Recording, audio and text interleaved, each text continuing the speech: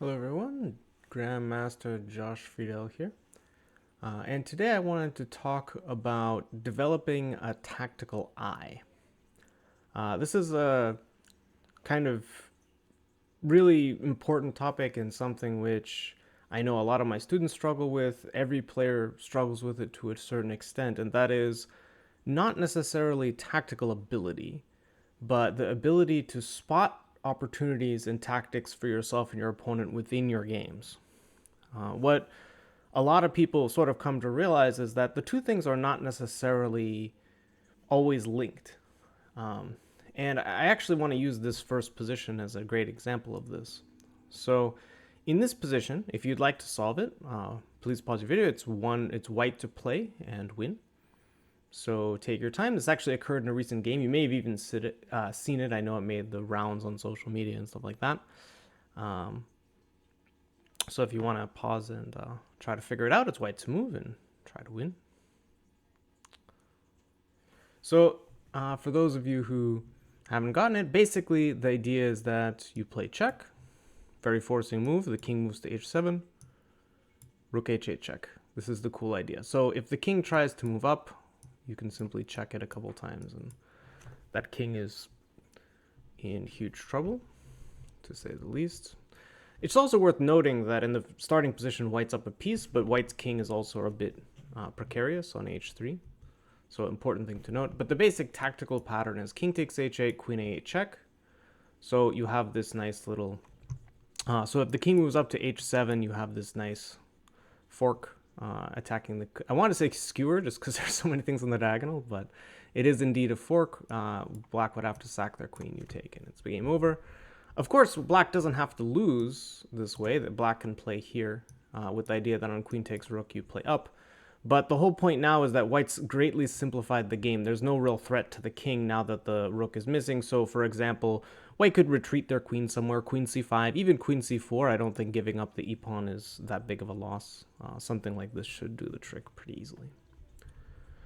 So, okay, nice little tactic. I know I described it only very briefly. But the main purpose of this video is really to ask like how you spot this, because this was actually missed in a game between Parham Magsulu and Gukesh as black. These are two elite grandmasters. This was in this Prague Open tournament in the last round. It was a crucial game. And Magsulu is an amazing talent and particularly strong tactically, like an amazing tactician, right? But it goes to show you how disconnected the ability to spot tactics in games is from your tactical ability. Not that they're not related, right? If you're pretty bad at tactics, you're gonna not spot them in games also. But just because you're an amazing tactician doesn't mean you're gonna spot all your opportunities in games. Obviously, a player of this caliber would normally spot this. If you were to give this position to Parham in, just say here, Parham, white to play and win, he would probably solve it in under a second. I'm not exaggerating, under a second. You know, even a player like me, quite a bit weaker than Parham, despite us both being GMs, like he's obviously a lot stronger. I would still solve it very fast. But how do you miss them during games, no matter how strong tactically you are, and how do you improve on the skill of seeing these things during a game? I call it a tactical eye, meaning that you don't know that you have a tactic, but you're kind of your eyes are always open to them. So that's kind of the way I put it. So there are a couple ways you can go about this. I think doing both is really important. So one of the ways you go about this is simply always looking at tempo moves or forcing moves. Tempo moves, once again, being a check, a capture, or a threat. So no matter what position you have in front of you, your job is to calculate your checks and threats out to completion. So in this particular position, you look at the checks and forcing moves for both sides. White has rook a8 check. And by the way, I want to say, like, I know a lot of you commented that you wanted some arrows, so I'm going to try to do that more. I didn't do it on purpose for visualization, but I want to make sure I'm doing them a little bit more. So rook a8 check, queen d8 check, which of course hangs the queen, but it's still a tempo move, right? You have moves like bishop e4, but they kind of hang stuff, right? And this is one of the things that I think is important to note, which is that it sounds like, oh my gosh, I have to look at all my checks and all my captures each move. Not necessarily, because a lot of them are just going to be bad right away. Like, you know, in this position, queen d8 check, you're not spending any time looking at it, right? But you want to be aware of it. And the same thing for your opponent. Your opponent's threatening queen f1 check. I have no doubt that Parham was paying attention to that. Does it win? Maybe not immediately, but it looks very strong. If king g4, you're going to get checked with a pawn, right? Like, let's just say you play, like, I don't know, queen takes b4, for instance. If queen f1 check, you're forking the pieces. And if you go here, then f5 check maybe, or h5 check. Both moves are possible. Both have their advantages, quite honestly. This opens up black's king. But you're also chasing white's king all over creation, right? Something like this. Maybe white escapes here because you don't have time to take the bishop, probably. So this is a bit far afield. Also, I should point out this rook is hanging. I was mostly pointing out that you have to calculate the checks, right? So it's my excuse for not noticing the rook was hanging after queen takes b4. However, the main point being that if you have a move like rook a8 check, you must calculate it to completion.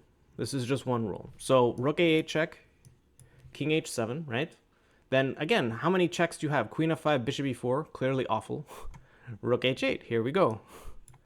So king g6, again, it's a series of checks that you're calculating. And honestly, it's quite clear if you force the king out here, you're kind of happy because at the very least, you're going to have a great chance of trading pieces or doing whatever. In this particular case, like black's king is in huge trouble.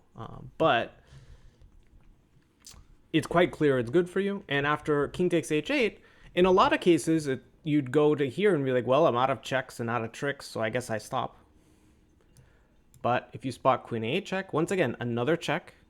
So if black blocks with any piece, so again, one of the keys is to evaluate properly the position. So what I mean by that is if we go back, evaluation's an underrated thing, just so you know. I really recommend, there's a book by a friend of mine, so I'm a bit biased, but Eugene Perelstein, which he wrote with Nate Solon, called, Evaluate Like a Grandmaster. There's all these like a GM things. I like these books. But anyway, and that one has a lot of examples to learn how to evaluate. But the key is that you're up a piece. So if you were to trade off a bunch of pieces, you'd be winning, but black has a counterattack threatened. So one of the cool things about this is that if you evaluate that before you go here, then you're not going to have to worry about this too much because you realize that the position has greatly simplified, right? In this position, white has just the extra bishop and black no longer has any threats against the king. But here, and then once again, you have only a couple checks. You could even play here if you want to be mean. The idea being you force the queen trade and then you fork the rook and king. This would be the mean way to do it.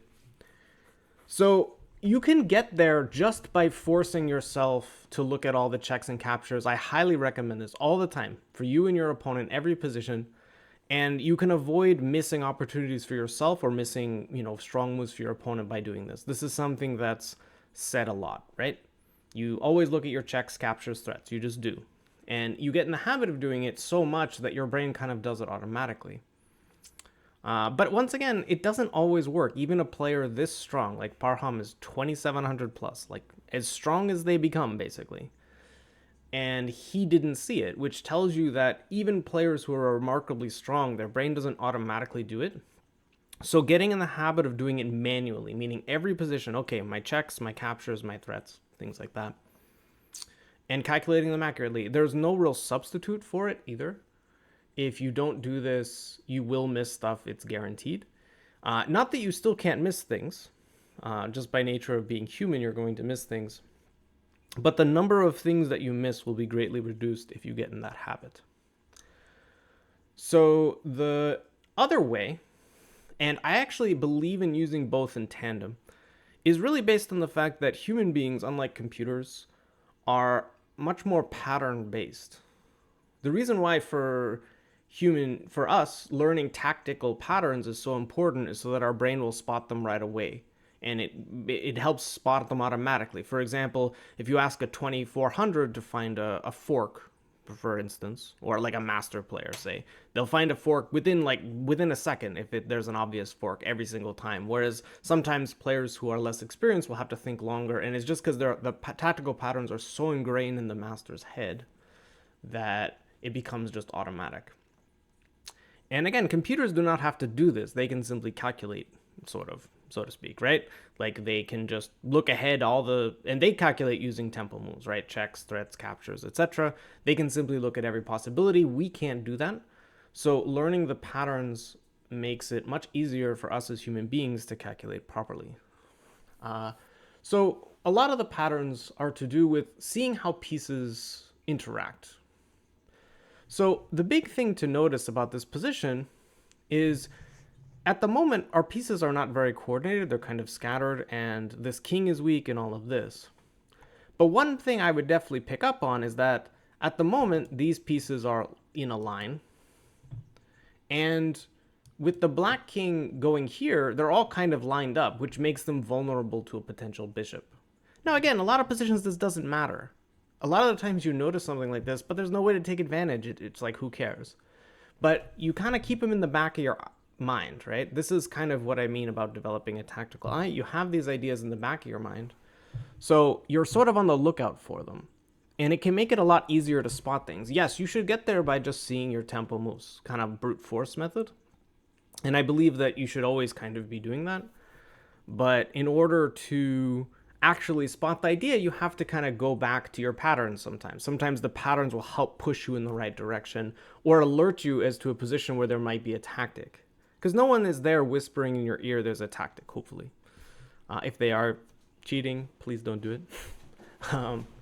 But the main thing is because there's no one whispering in your ear, you have to figure out these moments for yourself. And spotting the pattern, spotting, my king is weak here, so queen f1 check, I know from my pattern recognition, if my king has to move up, it can be really dangerous. I know that, these pieces lined up, that can be vulnerable. Can I take advantage? These are the kind of thoughts that can help push you in the right direction and spot things that otherwise would be hard to see. So I believe in using both of these things. So let's move to a different position here. We're going to look at it from black's point of view, thankfully. So this is actually from an old game of mine. This is a game of mine that was quite memorable. It was I forget how many years ago it was now, but it's in my career I haven't gotten to play like that many brilliancies, anything like that, but I've played a few moves which were pretty cool. So I would include this as one of them. So before I talk about the position, if you'd like to try to figure it out, it's black to play. What do?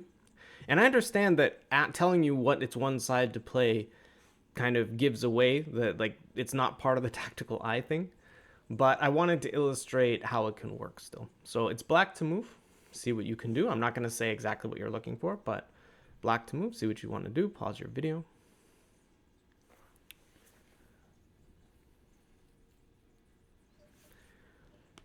So in this position, what's vulnerable? What do you pick up on? So once again, okay, material's even. You want to do a summary. Black's knight on e3 is very strong. This bishop on a2 is whatever the opposite of strong is. It's a horrible, horrible piece. My opponent didn't know the opening quite so well, and I think by accident he maybe missed something. He allowed me to create this structure. So clearly white's in some trouble.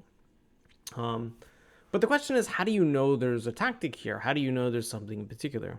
Well, one of the things I think with pattern recognition is, number one, the king on the back rank can definitely be vulnerable when there's no luft or anything like that. You can see that the rooks are here, so it's not necessarily that obvious, but it also is kind of, it's one of those things where there are times when you can take advantage of that. So it's just something you kind of have in the back of your mind, right? The queen on f2 being undefended. Back of your mind, right? Things maybe can happen. And you know that the knight is a powerful attacking piece if it can, penetrate squares and things like that.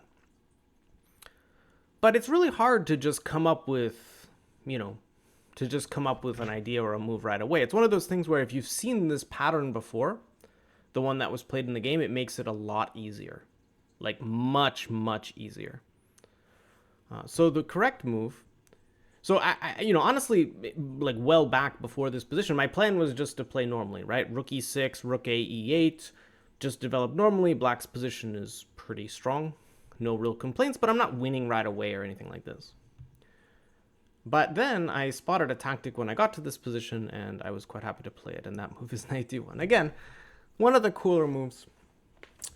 So, as far as brute force goes, when you're looking for moves to consider, let's take our brute force method. You have the most forcing moves in the position. You have no checks. The captures are kind of terrible, taking the pawns, because obviously you don't just lose your knight. You're probably going to lose your queen here. This is not wonderful. So you're not taking any pawns, right?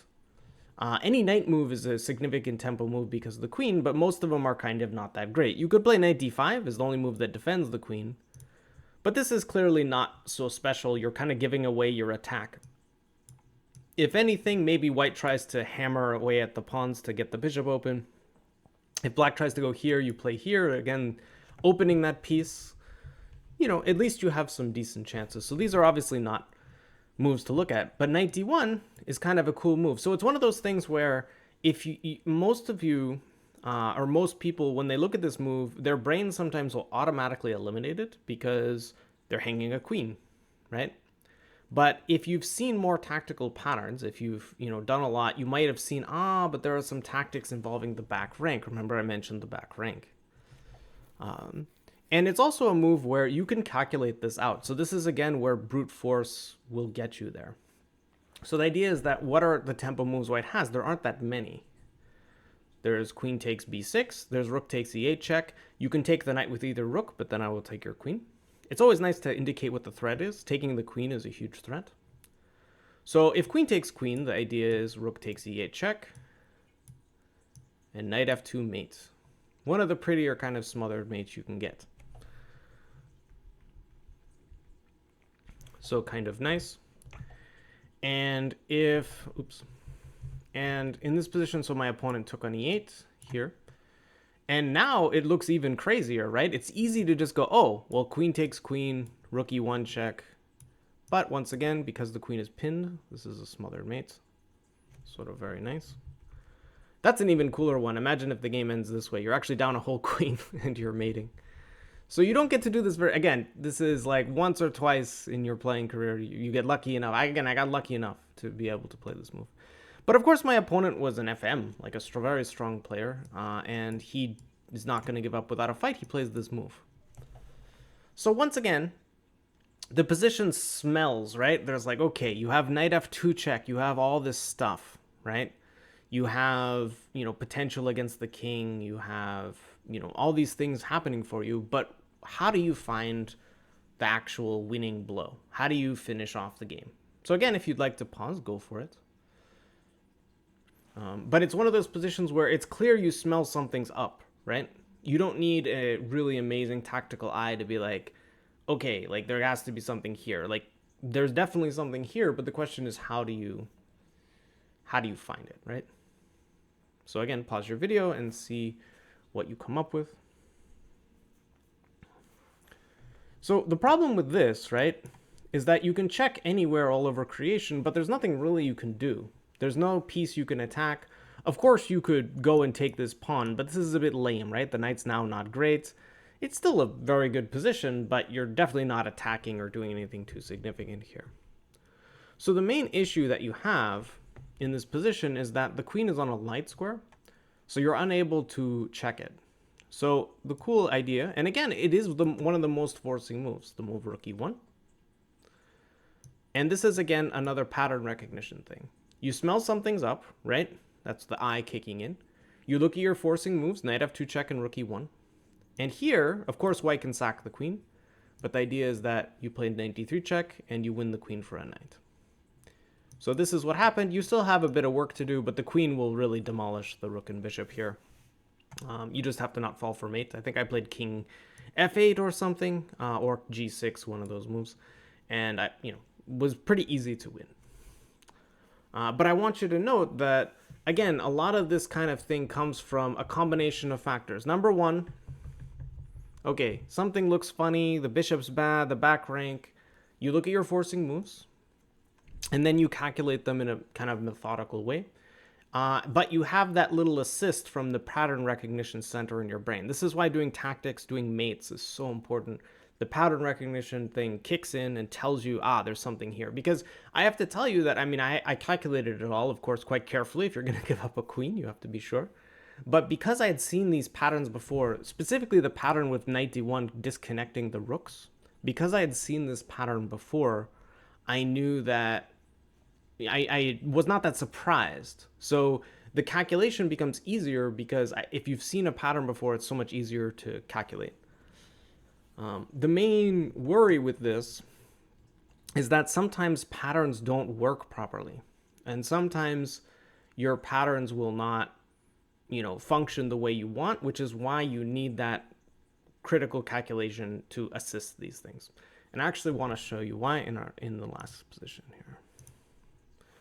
So this position is white to move. So once again, if you'd like to solve it, again, not all these positions I'm going to give you are necessarily solve, but if you want to try to find the best move for white, pause your video, take your time, and then I'll talk about the position. So one of these videos, I should just wait for 20 minutes and then say something. I'd get a lot of complaints probably. However, so we have this position, right? And it's quite obvious something seems wrong, right? You don't need an amazing tactical eye to be able to determine this, but you're always looking for pieces that are off. You see this knight. A lot of alarm bells, right? It's pinned. It looks vulnerable. It's stuck in territory. It doesn't really have any great moves, right? So the natural thing would be, well, what happens if I attack it? But this is where having that tactical eye and alertness is so important. One other factor here that I would at least pick up on is the fact that white's queen is also not defended. So if the knight moves, you're also attacking the queen. Now, this may not matter. If black plays knight e4, sure, you're not attacking the white, you're attacking the white queen, but white will take this queen. However, the most natural move in the position, rook fc1, is actually a horrible blunder. Did you guys spot this? The idea being that you play knight e2 check. Notice how your queen hanging is now quite relevant because you can't capture this knight with anything other than the queen. At least not if you don't want to give up your queen, right? If you take with the knight, for example, I take your queen. Whoopsie. Now, you can play rook takes rook, and I can't capture this rook because this is checkmate. However, I can simply capture this knight. And this is another important thing I find, just throwing it out there. A lot of people overestimate things like this rook, the rooks against this rook. It's nice because your opponent can't capture you, but you don't really have a threat. So if I play queen takes e2 and you take and I take, my king now has an escape square. So a lot of people overestimate these things because they don't realize that, yes, if your opponent takes the rook, great. But if you can't threaten this rook on f8, black is not in any kind of trouble because they can just never take, right? It's not a problem. So be careful not to overestimate that kind of thing in general. I know that here it's kind of obvious, but... and the idea is if white takes this knight, you can play queen takes c1. And the point is that, yes, you can take the queen, but the problem is you now have to give back the queen, and after rook takes queen, for instance, you also could double rooks if you want to be fancy, but you're now just down an exchange, down a rook for a knight, and probably will lose. This knight might be beautiful, but in the endgame, the rook is king. That pawn will be lost, and white will not have many chances to save the game, almost certainly losing. So how'd that happen? How do you stop this from happening? Well, having the eye for the patterns is great, but you also have to realize that there are patterns that can work against you or other things that can defy what you want to do. So part of it, again, is having the brute force stuff down. You look at your opponent's checks and captures all the time, right? And by the way, it's so easy to see queen takes c1, knight e2, but go, aha, now I can take with the knight and defend my rook. Doesn't work. I caught you, you know? It's so easy to do those kind of things. But you want to be super careful that you're looking for your opponent's checks and captures all the time. So being careful in that way is very important. But also let your pattern recognition help you a bit. Like look at your own vulnerable pieces. Look at your own vulnerable tactics. The more you see tactics, the more of them you see, the less likely you are to blunder like this. But having that sense of awareness is so important.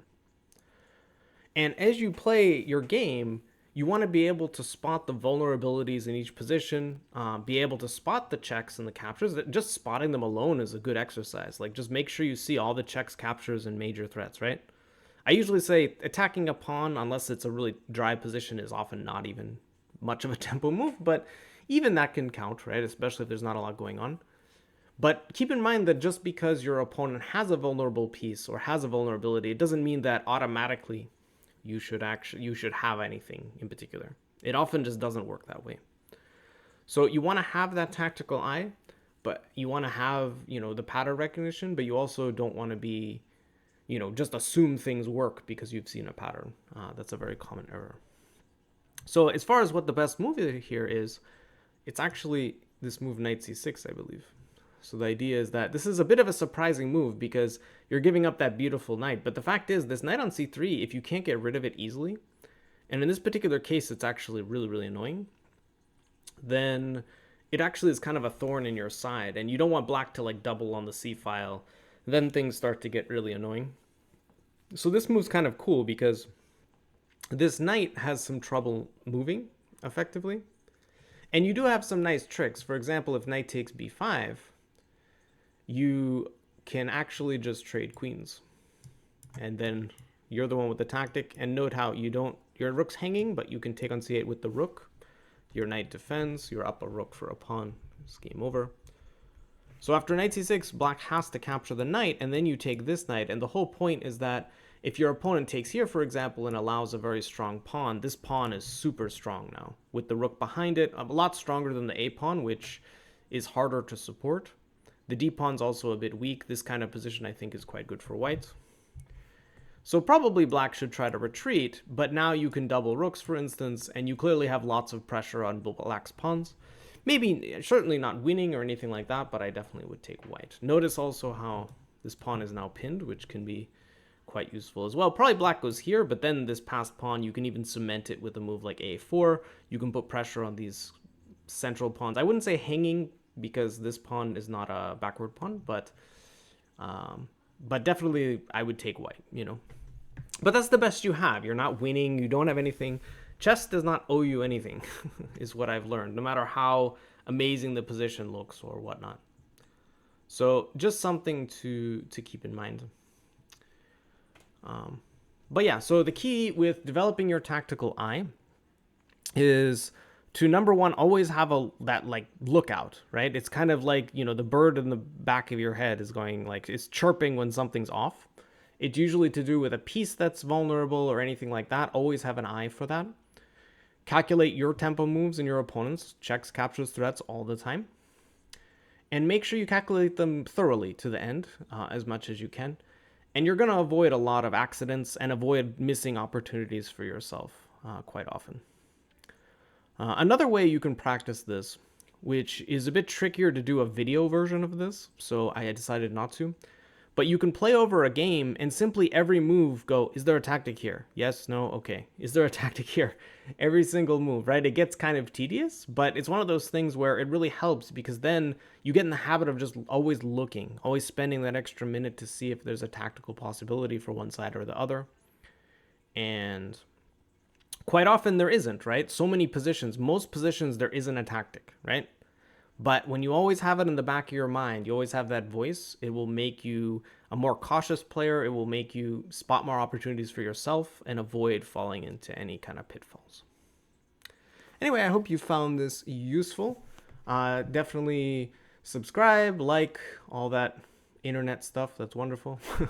If you like these videos, definitely also check out my Chessable course. I leave a link in the description. It's a course aimed at beginners, but a lot of intermediate players also have told me it's like a bit challenging. Like, there are definitely some challenging positions. So definitely check that out. I'll leave a link to that in the description.